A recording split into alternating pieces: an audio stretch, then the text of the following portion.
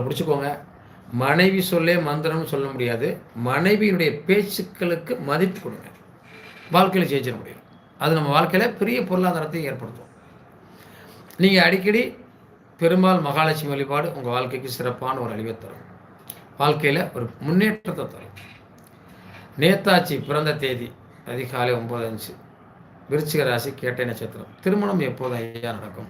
இந்த விருச்சிக ராசியை பொறுத்தளவில் திருமண வாழ்க்கை என்பது போராட்டமாகவும் இருக்குது, மனசு கஷ்டமாகவும் இருக்குது.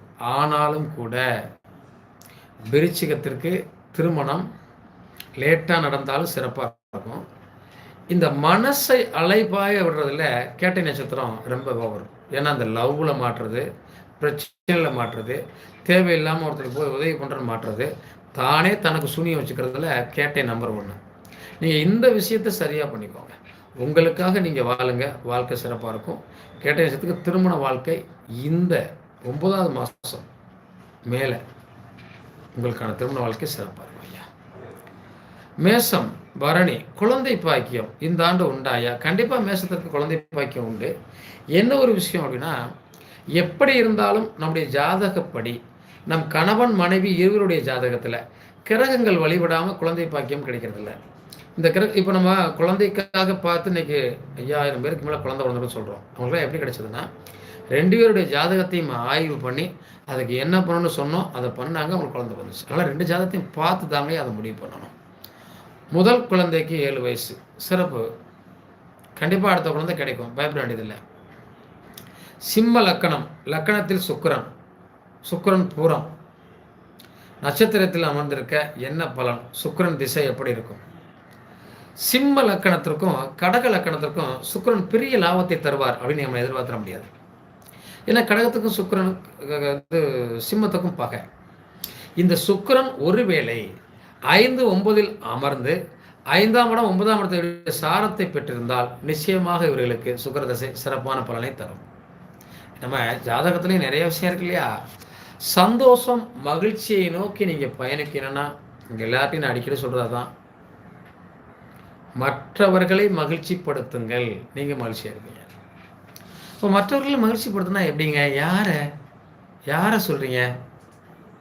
தன் குடும்பத்தில் அப்பா அம்மாவை மகிழ்ச்சியாக வச்சுக்கோங்க, அண்ணன் தம்பியோட மகிழ்ச்சியாக இருங்க, அக்கா தம்பியோட மகிழ்ச்சியாக இருங்க, தன் குழந்தைகளை மகிழ்ச்சியாக பார்த்துக்கோங்க, தன்னுடைய மனைவியை மகிழ்ச்சியாக பார்த்துக்கோங்க. இதெல்லாம் சாதாரண விஷயம் நினைக்கிறீங்களா? பெரிய விஷயங்க.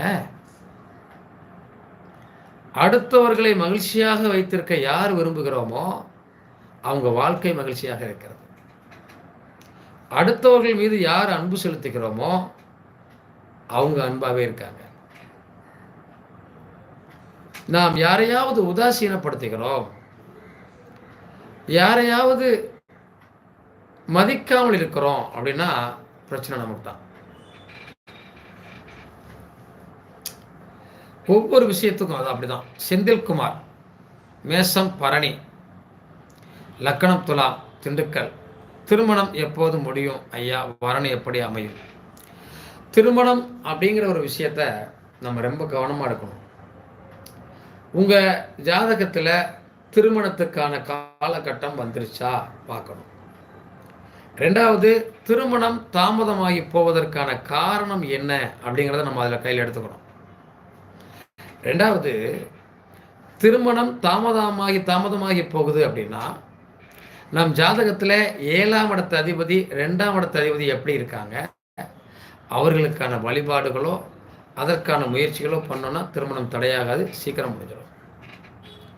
அதே மாதிரி கன்னி லக்கணம் தனுசு, சனி வக்கரம் 2ல், கேது 8ல், ராகு டிவியில், புதன்.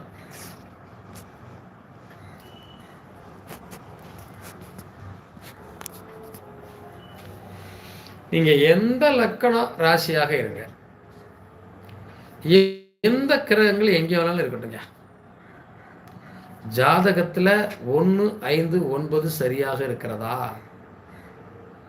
விதி மதி கதி சரியாக இருக்கிறதா, ஜாதகம் நல்ல ஜாதகம் தான். நீங்க எல்லாத்தையும் போட்டு டிகிரி வாய்ஸா எல்லாத்தையும் பார்த்துட்டு இருக்க வேண்டிய அவசியம் இல்லை. இது யோகத்தை செய்யும். இவன் ஒரு நாளைக்கு பெரிய பணக்காரன் ஆயிடும்.